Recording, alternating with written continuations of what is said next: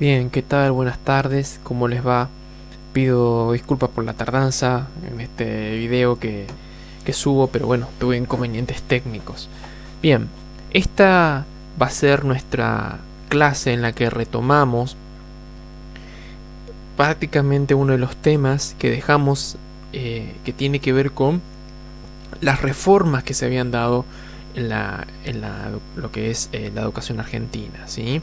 Nosotros habíamos visto que durante el gobierno de Hipólito Yrigoyen se había dado una serie de propuestas reformistas, eso habíamos visto en la clase 5, en la cual lo que se intentaba era introducir alguna serie de cambios relacionados con la formación, la educación para el trabajo, formar aquellos estudiantes para que puedan incorporarse a lo que son el ámbito industrial, el ámbito obrero.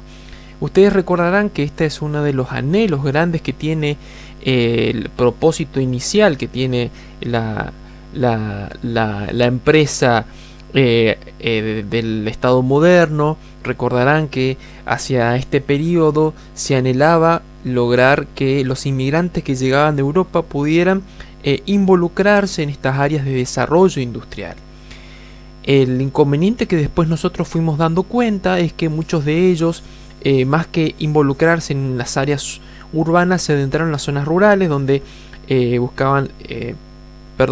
antes de entrarse en las zonas rurales se terminaron concentrando en las zonas urbanas, donde muchos de ellos buscaban conseguir empleos ocasionales, y lo que se esperaba desde el Estado-Nación es poder que lograran establecerse, instalarse y potenciar el desarrollo económico que tenía el país, desarrollo económico en lo que se exportaba, que eran la carne vacuna y el ganado y el trigo, ¿no? Entonces contribuían a la imagen de la Argentina como granero del mundo, de este modelo que ya había mencionado anteriormente, agroexportador.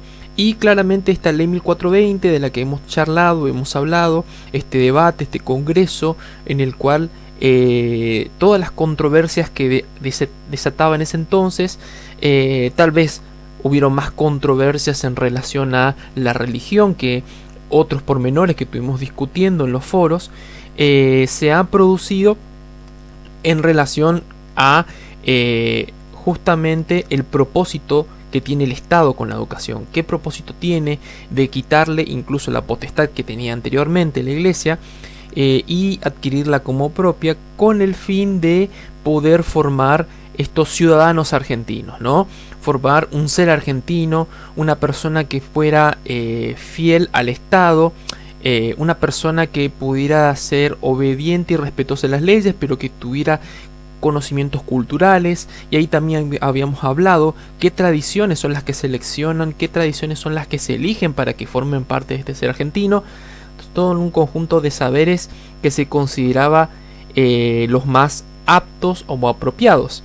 También hemos visto que dentro de este modelo educativo que se inició durante finales del siglo XIX y se desarrolló durante gran parte del siglo XX, incluso hasta la actualidad sigue teniendo algunos vestigios, se ha visto de que no era apto para todos. Si bien era público, gratuita, ¿no?, y obligatoria la educación, la ley 1420, por otro lado no todos se encontraban en las condiciones innatas, ¿no?, para poder ascender o pasar de grado, esta gradualidad que habíamos hablado, que tiene las características de esta educación. Llegando durante el gobierno de Hipólito Yrigoyen, que es el primer gobierno democrático que vemos en nuestra Argentina moderna, un primer gobierno que llega a través de las elecciones. Esto es un repaso en realidad de lo que vimos de la última clase. Habíamos visto de que Yrigoyen, una vez en el poder, no logra establecer una serie de cambios económicos, a pesar de que era o pertenecía a un grupo político que tenía orientaciones bastante radicales en ese momento. Buscaban una autonomía y dependencia del Estado argentino, que no dependiese más de las potencias extranjeras, que se pudiera desarrollar de manera autónoma. No lo logró efectivizar desde el punto de vista económico, pero sí en cierta manera buscó lograr algún cambio desde el punto de vista pedagógico. Y el normalismo, que estaba tan arraigado, asentado desde el impulso que le dio Sarmiento, también era más, si bien empezaba a resquebrajarse, a tener sus deficiencias, estaba bastante adentrado. Y la escuela nueva, que era una nueva tendencia, una nueva corriente europea, que en Argentina solamente llegó, habíamos visto, con una serie de propuestas alternativas, pero que nunca se instaló de manera oficial, no tuvo el impulso oficial, fue rápidamente descartada. Sobre todo porque tenía una serie de propuestas innovadoras relacionadas a involucrar a los educandos, a los estudiantes, en una formación para el trabajo. Que si bien, esto es la parte más anecdótica, el propósito que tenía la ley 1420 era formar para el trabajo, también se buscaba darle una importancia a lo que es la formación más humanística. ¿Qué son la formación humanística? Son todos esos saberes generales que muchas veces nos hemos preguntado para qué nos sirven, no porque no sean útiles, sino por la forma en que se nos enseñaba. Saberes de un montón de saberes relacionados con los saberes teóricos, saberes de geografía, saberes de más que nada del mundo, saberes relacionados con el cómo funcionaba, cómo estaba caracterizado el planeta Tierra, saberes bastante salidos de la realidad, porque no existía esto de la geografía argentina todavía, la historia argentina estaba bastante en desarrollo. Era más que nada la necesidad de tener saberes de Europa, saberes de afuera, saberes que no se condensían con la realidad y tampoco le iban a servir al estudiante para poder trabajar en el ámbito donde se quería que se trabaje, que era una fábrica, que era en el desarrollo en algún ámbito industrial. Por lo tanto, existe una situación casi contradictoria, porque si bien el Estado quería que estos inmigrantes e hijos de inmigrantes fueran educados, muchos de los que terminan accediendo a la educación no logran tener una educación para el trabajo, sino una educación más teórica, porque la imagen de el trabajo, la formación profesional, como hoy en día vemos, estas escuelas de formación profesional para la carpintería, lo que son manualidades, era mal vista. El trabajo con las manos era algo bastante denigrable, ¿sí? Porque se decía que siempre el trabajo con las manos no da tiempo para poder trabajar con la mente, y quita tiempo, ¿no? Entonces, esta degradación o esta manera peyorativa del trabajo con las manos y la formación profesional no viene de ahora, viene de mucho antes, ya casi en la Edad Media. De todos modos, en este sentido se terminó acentuando esto, y la escuela se encuentra en esta situación contradictoria. No incentiva a formar para trabajo, pero por otro lado necesita esto. Y además, habíamos visto que casi llega a una situación de crisis el gobierno de Irigoyen, donde se produce el primer golpe de Estado argentino en la historia. Nuestro tema de hoy va a consistir en la relación esta de educación y trabajo, que es una relación bastante tirante e interesante, y vamos a ver un poquito de los inicios de la educación inicial, que eso es algo que empecé a involucrar hace 2 años, y que tiene que ver con también este proceso histórico. Bien, dentro de las críticas al sistema educativo que nosotros estuvimos viendo, tenemos que tomar en cuenta que hacia 1930, que es cuando se produce el golpe de Estado de Félix Ubiriburu, que era un general, había sido formado en Alemania, tenía un proyecto de Estado bastante similar al que terminaron teniendo Hitler y Mussolini mucho después. En ese momento él se consideraba una persona nacionalista. Él no buscaba un Estado alemán, sino buscaba un Estado argentino, pero donde se privilegiara las ideas nacionales, y que no hubiera ningún tipo de invasión de elementos extranjeros.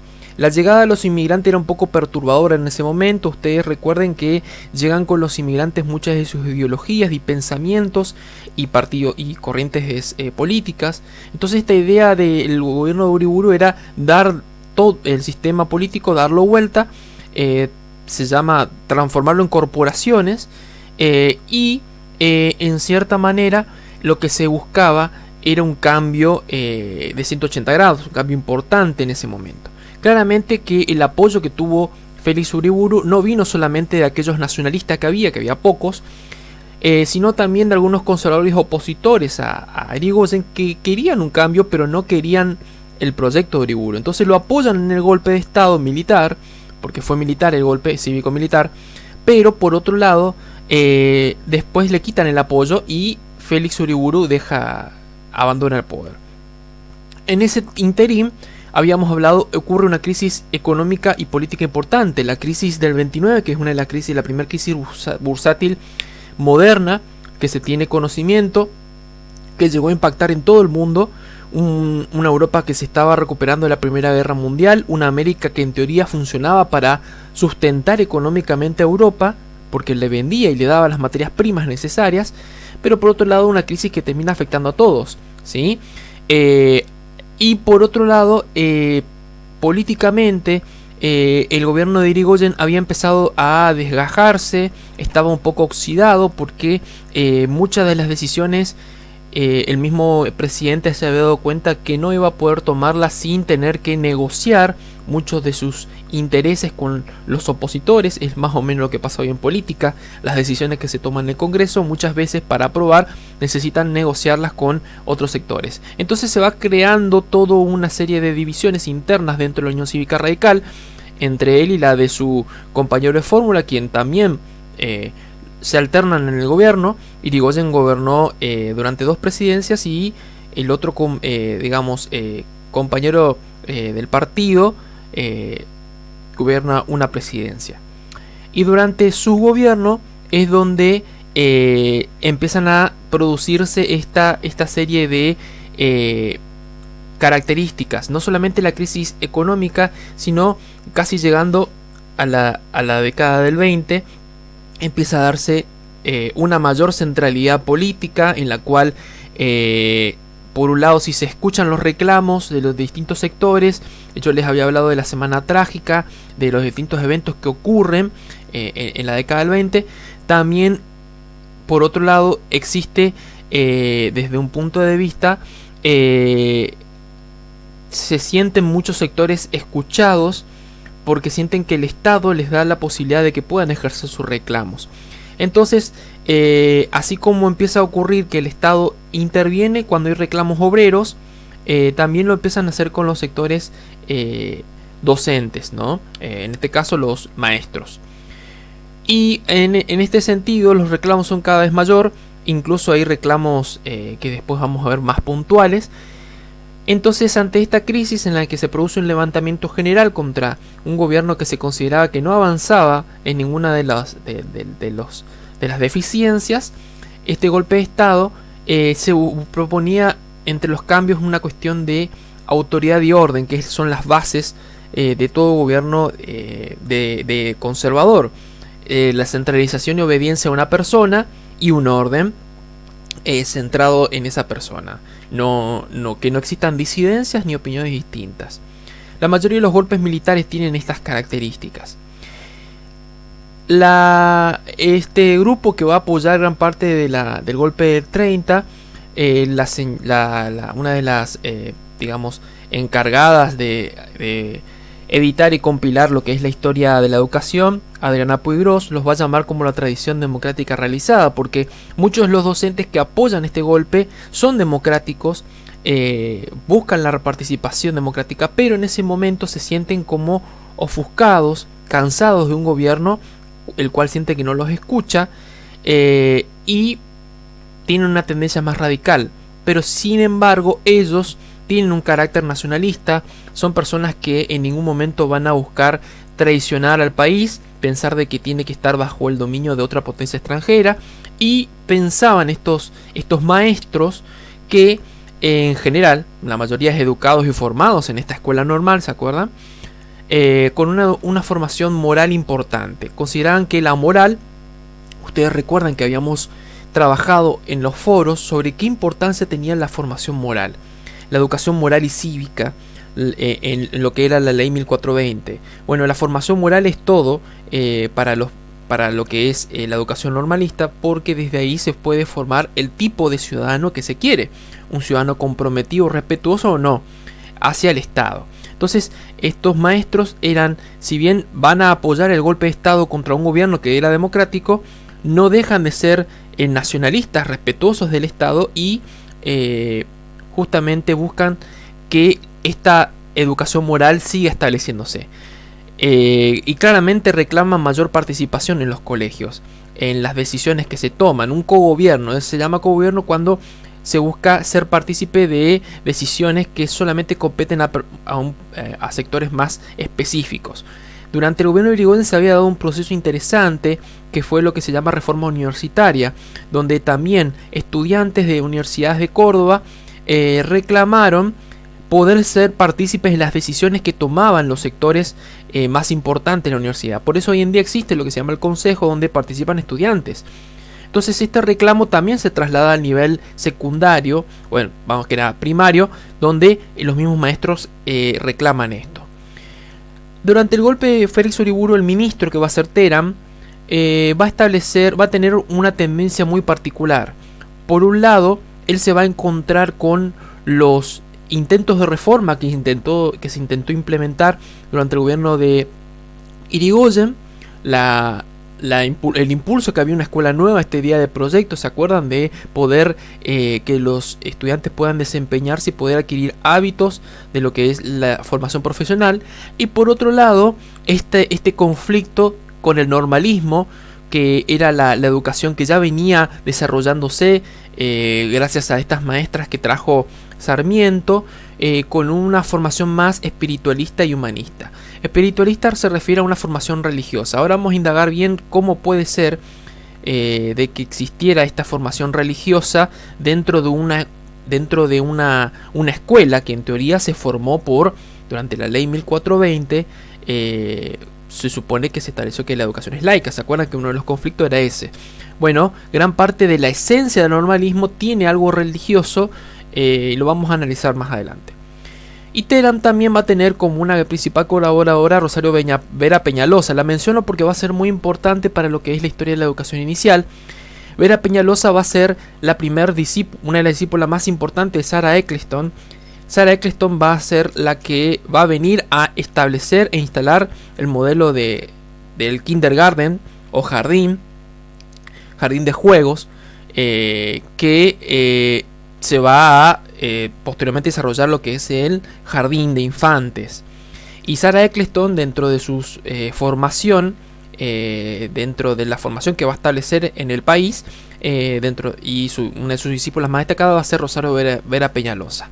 Pero en este caso lo que cabe destacar que una de las colaboradoras de Teram, del ministro de Educación de ese momento, va a ser ella, y tiene que ver el contexto del 1930 con el impulso a la educación a nivel inicial.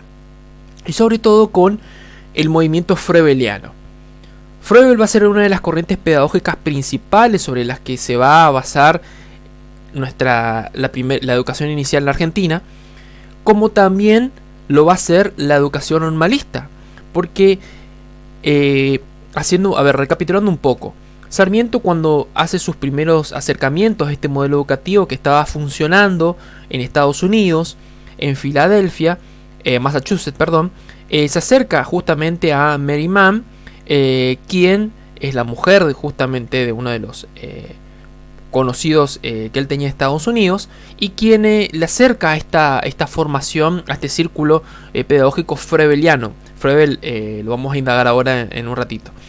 Y Froebel dentro de sus características didácticas que establece, es la que le da forma al modelo normalista, del cual Sarmiento toma algunos elementos, casi digamos que lo importa tal cual como se daba, pero hay un elemento que no logra establecerse tal cual como lo da Froebel, que es la cuestión religiosa.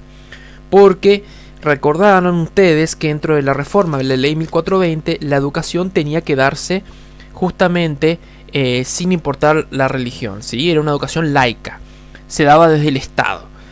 Entonces, desde ese punto, gran parte de la formación normal viene de la pedagogía de Froebel, quien durante mucho tiempo se dedica a preocuparse cómo educar a los chicos dejando de lado todo lo que tiene que ver con una educación para niños, para adultos, y centrarse en sus intereses. Y bueno, gran parte de la influencia de estas maestras que van a traer esta escuela normal viene de lo que es Froebel. Ahora, uno de los problemas que vamos a tener justamente durante el conflicto que se va a dar a partir de 1930 es, habíamos dicho, durante el gobierno de Irigoyen se intentó establecer, impulsar la formación profesional, la educación para el trabajo, con un lenguaje lúdico, con lo que es Razzano, que es uno de los ministros de Irigoyen.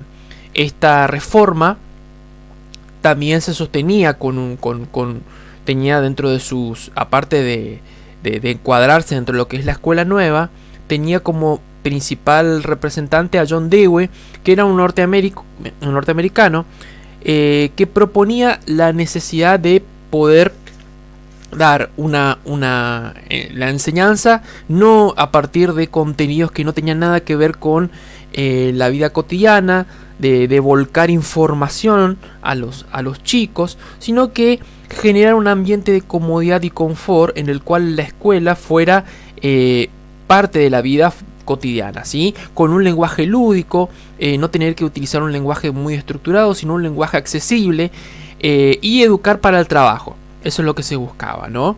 Para que los chicos pudieran tener contacto con lo que era lo manual. Desde el punto de vista de la formación que se va a dar en nuestro país, la normalista, y que todavía tenía bases, claramente entró en conflicto, porque esta formación normalista pensaba primero en la formación científica, en una formación humanista, donde tenía que darse importancia al saber teórico, saber latín, un saber que, por ejemplo, no tenía nada que ver con el lugar donde se iban a desempeñar, o saber filosofía. Muchas veces una filosofía más repetitiva, sin pensar, sin que les llevara a una reflexión, sino repetir un montón de saberes teóricos, y sobre todo lo que se buscaba es la formación moral. Dejar de lado como les decía, lo manual, que era mal visto, y claramente estaba enmarcado en lo que les decía en el pensamiento didáctico froebeliano.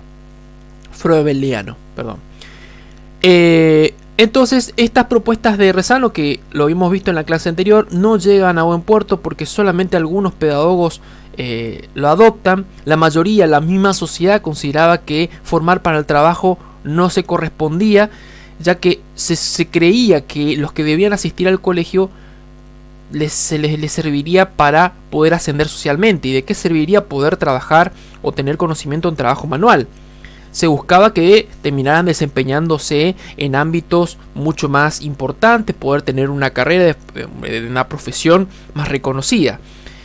Sin embargo, ustedes, como ya los recalqué al comienzo, la prioridad era formar los inmigrantes para poder desenvolverse en los ámbitos de producción. Entonces este conflicto claramente conduce también a la crisis conduce a la crisis de 1930 política, y este conflicto pedagógico, si lo quieren ver, también se transformó en el gremialismo, donde los maestros, debido al reclamo que establecen salarial en las huelgas que van de 1919 a 1921, se terminan agremiando con el fin de poder organizarse y exigir las condiciones necesarias salariales que no se les daba, las condiciones materiales. Entonces se forma la Liga Nacional de Maestros, como también la Confederación Nacional del Magisterio. Claramente estas organizaciones estaban centradas y estaban bajo el control de las ideas del normalismo, ¿sí? Todas estas características que nosotros hablamos de la autoridad centrada en el maestro, el orden y el control de los estudiantes ubicados en lugares particulares, ese era el centro del normalismo, y el cual estaba centrado en este reclamo, ¿sí?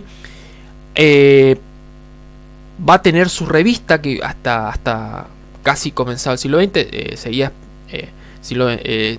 va a tener su gran difusión, que se llama El Monitor, por el cual ustedes estuvieron analizando justamente la ley 1420, donde van a aparecer todos los avances relacionados con el movimiento normalista. Por su lado contrario, toda esta escuela nueva que habíamos hablado, que no tuvo desarrollo, va a aparecer en una revista donde va a poder volcar todas estas alternativas, se va a llamar La Obra. Entonces claramente el conflicto que existe es educar para saber o para hacer. Hoy en día, en la actualidad, se sabe que se educa para saber hacer, ¿sí? Se educa, el saber hacer algo, el hacer algo no significa que uno no pueda saber cosas. El enseñar al niño o al chico a que haga algo no significa que no va a poder aprender algo, ¿sí? No significa que son contradictorios. El educar para saber hacer es parte de los nuevos planteos educativos, ya no tan nuevo inclusive. Pero en ese entonces estaba claramente marcado, o se le enseñaba para que sepan algo o para que hagan algo. Y allí es donde nos acondicionamos, nos contextualizamos en los inicios de nivel inicial. Para poder entender claramente cómo son las bases de este inicio, tenemos que entender a las distintas corrientes pedagógicas sobre las cuales rondan de las cuales se van a tomar muchos de los aportes del nivel inicial en la Argentina. Por un lado, Pestalozzi, que es un pedagogo que vemos en pantalla, italiano, va a ser uno de los que va a impulsar la educación corporal y sensorial, que muchos de ustedes lo habrán visto y lo ven incorporado en la educación inicial. La necesidad de que los chicos no tengan que aprender solo conocimientos teóricos y abstractos, sino que puedan aprender con su cuerpo y tocando al tacto. Esto era algo muy revolucionario en ese momento, donde se pensaba que esto era bastante hosco y absurdo, ¿no? Pero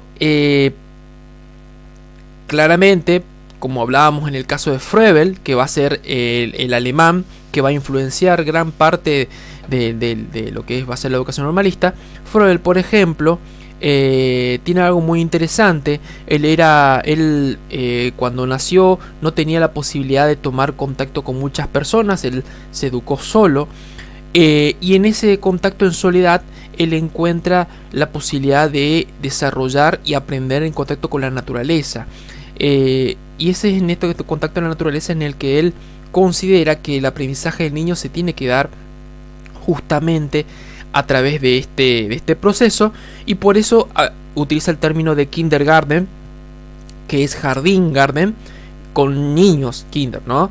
Este jardín para niños tiene que ser un espacio donde tiene que necesariamente estar incluidos los espacios verdes, donde los chicos puedan experimentar, tocar. Se trata de trabajar las sensaciones y emociones. Pero claramente hay una influencia religiosa, porque Froebel, como muchos de sus seguidores, son protestantes, religiosos protestantes, y que claramente consideraban de que esta pedagogía les permitía poder reconocer y encontrarse con la bondad de la vida, los beneficios que Dios ha creado en este mundo, en este planeta. Esas son las palabras mismas de Froebel. Ahí es donde se produce esta situación importante, porque cuando Sarmiento tiene y trae gran parte de esta pedagogía con las maestras que vienen a formar a la Argentina, la ley 1420 sobre la que se va a amparar no constaba, si bien no dice que estaba prohibida la educación religiosa, esta era más que nada, se daba fuera del ámbito escolar, y no necesariamente eran dadas por los mismos maestros, ¿no? Entonces llega a un contexto bastante tenso en ese sentido, porque la disputa por si la educación iba a ser laica o religiosa fue tan grande que ustedes lo han visto en los debates. Por otro lado, otra de las pedagogas bastante reconocida, ella es italiana, Montessori. Ella llegó a ser médica y se da cuenta, y antropóloga, en su acercamiento con los chicos, de la importancia de cómo prestar atención a que los chicos se muevan de manera espontánea, de que los chicos puedan tener una cierta autonomía, de que es necesario que para que ellos tengan autonomía, ella idea la modalidad de crear mobiliarios acordes a sus dimensiones. Entonces por eso ustedes ven hoy en día en los jardines los muebles que están hechos de tamaños más pequeños, ¿sí? ¿Por qué? Porque los chicos así no tienen que pedir permiso para moverlos, ¿sí? Pueden hacerlo solo. El rol del maestro o la encargada de la enseñanza de orientarlos es solamente observar y ver, intermediar en el momento que lo necesiten, pero la idea es que ellos vayan aprendiendo mediante el acercamiento sensorial solos, ¿sí? Froebel es más de una idea en la cual el maestro no tiene que estar alejado en ningún momento, que es imprescindible. Montessori habla más de una autonomía de los chicos. Esos son unos elementos bastante que van a ser chocantes, porque en la misma educación inicial Froebel y Montessori eran casi irreconciliables, ¿sí? Aunque tienen sus puntos bastantes puntos de conexión. De Crowley, que va a ser un belga, va a hablar de los centros de interés. ¿Por qué enseñarle a los niños lo que uno quiere y no centrarnos en lo que ellos quieren? Entonces, ¿cuáles son los centros de interés que ellos tienen en relación a qué cosas que están involucrados en su vida cotidiana, pero sin dejar de lado la disciplina y el orden, que tiene que ver con que ellos puedan hacer bien las cosas por sí mismos? Y Dewey, que es un norteamericano, lo había mencionado anteriormente, se lo puede encuadrar de alguna manera dentro de la escuela nueva, aunque él no es un perteneciente a la escuela novismo. Él habla de esta idea de que el lenguaje lúdico, el lenguaje práctico, no quita o no le quita mérito a la educación, sino que es una manera de que los chicos puedan llegar a entenderlo. Aprender jugando no hace de que el aprendizaje sea insulso, sino que se puede aprender de esta manera. Y de hecho gran parte de los pedagogos lo muestran, el hecho de poder jugar para aprender no desmerece el proceso, pero va a entrar en algún punto de conflicto, ¿sí? Bien, vamos a retomar un poquito. Cuando habíamos dicho de que Sarmiento vuelve de Massachusetts con esta idea de la educación normalista, recién hay que esperar hasta 1884, cuando se sanciona la ley 1420, para poder hablar de justamente la primera escuela de la escuela normalista que se instaura en lo que es Paraná. Esta escuela va a tener un jardín en el que va a estar Sarah Eccleston, que va a ser muy cercana a Mary Mann, una de las que termina volcando todo esta idea de la pedagogía froebeliana con Sarmiento. Sarah Eccleston, les había comentado, va a inaugurar este jardín y dentro de los principales puntos que ella expone en una de las primeras conferencias del kindergarten que tiene que tener el jardín son las siguientes. Primero, que el jardín tiene que tener un carácter doméstico. Y ahí vamos a aclarar un poquito qué es el carácter doméstico. El jardín tiene que tener un carácter doméstico, refiere a que no se busca que aprendan cosas que no tengan que ver con la vida cotidiana de los chicos. Se busca que los chicos puedan aprender cosas necesarias, útiles, de la vida práctica de ellos, que tiene que ver con cómo vestirse, cómo asearse, cómo comportarse. Ahí hablamos también un poco de la cuestión del comportamiento, ¿no? Con diferentes estrategias. Tiene que ver con el saber cotidiano, no con saberes abstractos que nada hacían con, decíamos, los saberes filosóficos, los saberes que no tenían nada que ver con las necesidades inmediatas con los chicos, y claramente con la psicología, ¿no? Con la forma de pensar inmediata, que a través de este saber cotidiano se podía ir a una dimensión más macro, uno puede profundizar otros saberes. Que tenía que ser netamente froebeliano el jardín. Y claramente acá entra uno de los puntos de conflictos con Montessori. ¿Por qué es froebeliano? Y porque, bueno, froebeliano porque primeramente Sarah Eccleston fue formada con esta pedagogía, y por otro lado porque, como les decía, esta idea de que los chicos pudieran ser tan autónomos y no se tuviera que poner una vigilancia. Se interpretaba a veces que los aportes de Montessori o los objetos que crea, que ella ideaba como para los juegos que pensaba Montessori, eran bastantes poco adecuados para muchos de los chicos. Además, Montessori en su momento, ella estuvo a cargo de chicos que no eran considerados normales, que tenían problemas casi como nosotros diríamos mentales. En realidad no era eso, sino que el sistema educativo como nos pasa acá en los inicios, consideraba a todos los chicos por iguales, entonces no tenía en cuenta las particularidades y necesidades y capacidades distintas. Entonces la idea de estas estrategias de Montessori y los mismos recursos didácticos no condecían, según lo pensaban, con la idea de orientar a los chicos, sino más que nada como que ellos se manejaran de manera autónoma demasiado temprano, estaban a un ritmo mucho más avanzado y no tenían la táctica o el tacto que tenía la didáctica freudiana. Pero por otro lado también está la cuestión religiosa, porque lo que era la religiosidad que profesaba la didáctica de Froebel era muy fuerte. Por otro lado, lo que se establece, Sarah Eccleston establece, es que estos jardines, veamos, que el fomentar el asilo para niños, que en ese momento gran parte de los niños que se encontraban, muchos de ellos no tenían familia, eran contenidos en el asilo para niños, que debía estar a cargo del Estado. Y en este asilo justamente la formación que recibían eran de mujeres. Ahí viene el punto 4.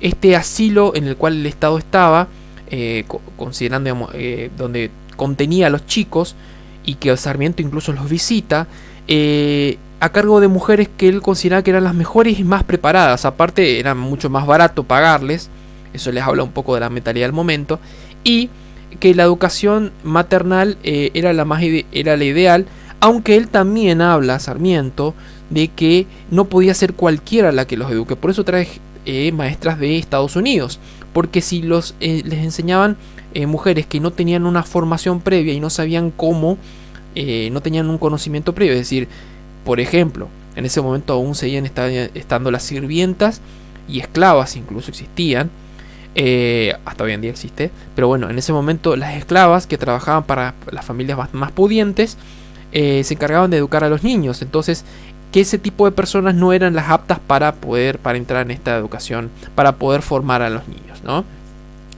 Entonces la educación también en los jardines tiene que estar a cargo de mujeres. Hacia 1880, claramente, con la ley 1420, el artículo 11 establece la necesidad de creación de jardines infantes, pero hay un elemento muy importante allí, que se van a crear estos jardines infantes siempre y cuando lo necesiten las ciudades y tengan los recursos. Es decir, si hay ciudades que no consideran que es importante, como a muchos les pareció, van a seguir usando los asilos, ¿sí? Que es casi como es un lugar de depósito para chicos, sin necesidad de ver la formación. No se volcaban contenidos allí, ni se les enseñaba ningún tipo de hábito, sino que solamente era un lugar donde se los retenía, ¿no? Y con esta ley, prontamente Sarah Eccleston va a ir impulsando, no solamente el jardín infante va de Paraná, prontamente al siguiente año va a tener muchos inscriptos, sino que posteriormente se le va a pedir que dé un paso más. Acá es donde vemos uno de los puntos de conflicto que yo lo aclaro un poco más. Fíjense que la ley 1420 habla del tema del laicismo, de que la educación va a estar a cargo del Estado. Tiene como elementos una corriente que yo la habré mencionado un momento, que es el positivismo, que habla de que el saber está centrado en el conocer de manera racional, sin necesidad que aparezca la religión de por medio. Uno por sí mismo puede progresar y cree que va a saber y conocer las cosas. Yo tal vez no pueda entender qué sucede en el mundo en la actualidad, pero si yo me pongo a buscar y a hurgar y leer cosas y a experimentar o a observar detenidamente cómo funciona el negocio de la esquina, ahí yo puedo conocer un poco más. Claramente hoy sabemos que no basta con eso, pero era la idea de la creencia del progreso que había en ese entonces, y que genera una tensa relación con la pedagogía freudiana, con la cual viene Sarah Eccleston y sobre la cual muchas de las maestras fueron criadas o formadas. E incluso en el mismo profesorado que se le pide que cree a Sarah Eccleston, el primer profesorado de jardín inicial, se generan cuestionamientos de parte de las mismas graduadas, las primeras maestras de nivel inicial, de kindergarten, planteándole de que había cosas de Froebel que no estaban bien dadas. Por ejemplo, Froebel establece una serie de dones, 13 dones, que eso lo vamos a ver en la próxima clase, donde él crea elementos didácticos para que los chicos aprendan por sí mismos, pero claramente no pueden aprender sin que el maestro se los muestre. Algo muy distinto a lo que pasaba con Montessori, porque Montessori lo que planteaba es el hecho de la investigación, el autoconocimiento, con una intervención casi nula del maestro. Entonces, esta idea de la intervención o no intervención del maestro y hasta dónde podía llegar la autonomía de los chicos y el involucramiento de la religión de por medio genera este conflicto, al cual se va a ir adaptando. Entonces, este profesorado de nivel inicial que se va a impulsar hacia la década del 30 va a tener justamente, entre otras cuestiones, una mezcla de diferentes aportes, diferentes corrientes. Por un lado va a aparecer Froebel, por otro lado Froebel, que tiene una influencia de Pestalozzi, aparece aportes de Montessori, porque justamente lo que termina siendo esta formación, esta primera formación de profesora del kindergarten, es adaptarse a la realidad que chico, que niño tenía en el territorio, ¿no? ¿Por qué cambia hacia la década del 30? Bueno, vimos que hacia la década del 30 se produce el primer golpe militar del Estado argentino, asume Félix Uriburu, que no dura mucho tiempo, y uno de los cambios importantes con el primer ministro de... ustedes vieron, el primer ministro del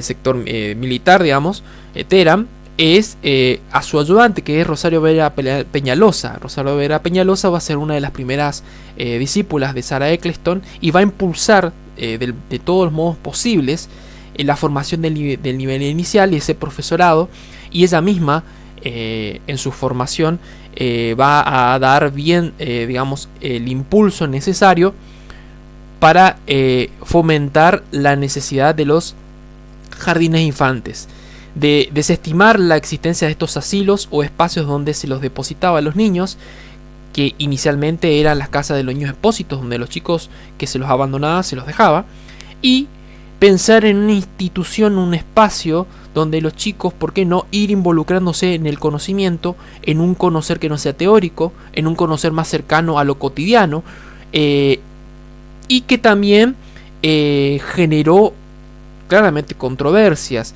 Entre otras controversias es, dentro de los inspectores que visitan, ver que llegó a un punto en el cual estaba tan centrado en el saber cotidiano y se desestimaba tanto otros saberes, ¿sí?, que solamente se le enseñaba lo que era cambiarse, vestirse como los hábitos, y no se introducía otros conocimientos más científicos, es decir, abiertos a la experimentación, como lo que se refiere más al interés de ellos, ¿no?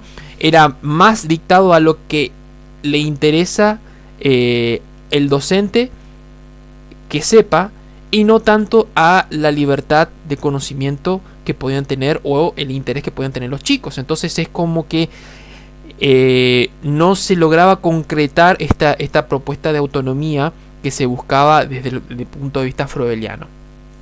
Entonces, ¿por qué cambia hacia la década del 30? Porque hacia la década del 30, cuando asume Félix Uriburu, gran parte de los gobiernos militares van a tener como centro, como punto de partida, la defensa religiosa, muchos de ellos, porque la misma Iglesia Católica era defensora de lo que es el orden y lo que tiene que ver el control de la sociedad. Una sociedad que a veces es controlada con pensamientos raros y radicales, estos pensamientos que traen los inmigrantes, pensamientos relacionados con lo que es el socialismo, el comunismo, y que muchos de ellos cuestionaban la idea de religión misma, que pensaban que la iglesia era manipuladora. Entonces todas estas ideas que afectaban debían ser saneadas. Entonces tenía muchos elementos en común. Los gobiernos van a tener muchos elementos en común, los gobiernos militares, con la iglesia y con la religión. Y claramente habíamos dicho que el jardín tiene su base froebeliana, está íntimamente ligado a la religión, al espiritualismo, a pesar de que se le quitó, como mencioné anteriormente, se le criticó ciertos métodos y formas, Y existe una gran oposición a todo movimiento positivista, a todo elemento que cuestione cuestione todo lo que tiene que ver la religión, la injerencia de la religión. Entonces, por eso, durante este periodo, todo lo que son las propuestas de la escuela nueva no van a prosperar, y sí van a prosperar esto, por ejemplo, en este caso, lo que va a ser el movimiento, la didáctica freudiana y claramente el jardín de infantes, donde por detrás existía, como les decía, una didáctica sustentada en la posibilidad del descubrimiento de la obra de Dios, la obra divina. Bien, con esto lo que vamos a cerrar es lo que tiene que ver con la clase número 6. Hemos visto parte de lo que son los inicios del nivel inicial, parte de lo que va a ser las características de la década del 30, que vamos a ir viendo casi ya en la siguiente unidad, y este contexto y esta disyuntiva entre lo que se busca para Argentina, para Latinoamérica, una formación para el saber práctico inmediato, un saber autónomo, un saber que busca la experimentación y el conocer a través de los sentidos, contra un saber más teórico, un saber que era guiado y delimitado por el maestro, ¿sí?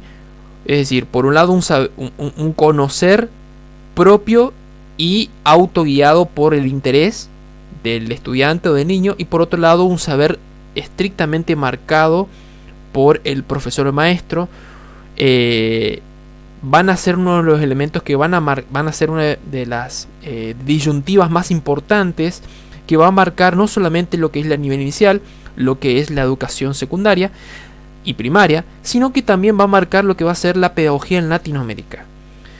Entonces, lo que vamos a ver y vamos a trabajar para la siguiente clase va a tener que ver con los pedagogos latinoamericanos, los cuales se van a encuadrar dentro de esta problemática. Para eso yo les voy a facilitar y les voy a comentar cómo nos vamos a organizar. Vamos a realizar un encuentro donde yo voy a poder interiorizarlos de la propuesta y de qué manera vamos a lograr elaborar un material que nos va a servir para el examen, ¿sí? Cualquier duda, ustedes saben que me pueden consultar a través de la plataforma o a través del correo. Saludos.